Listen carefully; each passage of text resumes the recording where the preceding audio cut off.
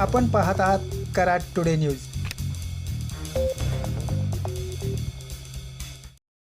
पुणे बेंगलोर महामार्गावर अखेर उंब्रज येथे 6 पदरी उड्डाणपुलाच्या उभारणीस केंद्रीय रस्ते वाहतूक मंत्रालयाकडून हिरवा कंदील मिळाला आहे।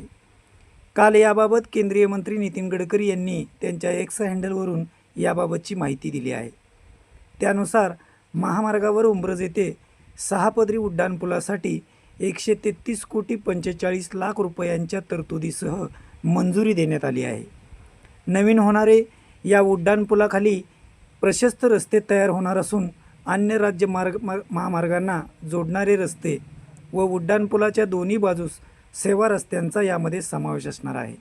दरम्यान या उड्डाणपुलाचे नेमके कोणत्या कंपनीला काम मिळेल हे लवकरच स्पष्ट होणार असून या निमित्ताने उंब्रजकरांची मागणी पूर्ण होणार असून महामार्गावरील मोठी बाजारपेठ म्हणून उंब्रजला मोठे महत्त्व व प्राप्त होणार आहे।